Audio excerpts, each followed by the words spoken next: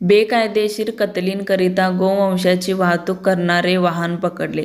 गोरक्षकांकडून 4 गोवंशांना जीवदान. नवनियाळ नाईगंज रोडवर बोलेरो पिकअपमध्ये दाटीवाटीने बेकायदेशीररित्या बैल भरून थांबलेली गाडी दिसली. यावेळी एका जागृत गोभक्त यांनी निप्पाणी येथील गोरक्षक सेवा समिती निप्पाणी यांच्या कार्यकर्ते यांना ही माहिती दिली.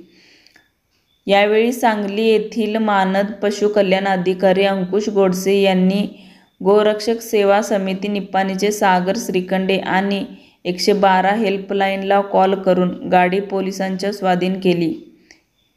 यावेळी पोलिसांनी चौकशी करून गाडी खडकलाट पोलीस स्टेशनला आणण्यात आली. सदरील महिंद्रा बोलेरो पिकअप क्रमांक KA 23A9397 या वाहनावर प्राणी संरक्षण कायदा अंतर्गत गुन्हा दाखल करण्यात आला. यावेळी खडकलाट पोलीस स्टेशनच्या मदतीने मानद पशुकल्याण अधिकारी अंकुश गोडसे, गोसेवा समिती निप्पाणीचे सागर श्रीखंडे, विश्व हिंदू परिषदेचे दीपक भडगावे, राष्ट्रीय स्वयंसेवक संघाचे विक्रम पाटील यांनी गोवंश श्री विरूपाक्षलिंग समाधी मठ गोशाळा मध्ये व्यवस्थित पोच केले.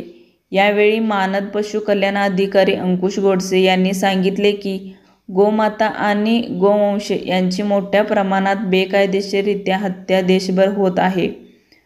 जर हे असेच राहिले तर भविष्यात गोमाता आणि गोवंश हा येणाऱ्या पिढीला चित्रात दाखवावे लागेल, असे चिंता व्यक्त केली. व अशी देशभरात कुठेही गोमाता किंवा गोवंशाची बेकायदेशीर वाहतूक किंवा हत्या होत असेल तर पोलिसांशी, गोरक्षक, गोसंवर्धन यांच्याशी संपर्क करावे, असे आवाहन अंकुश गोडसे यांनी केले.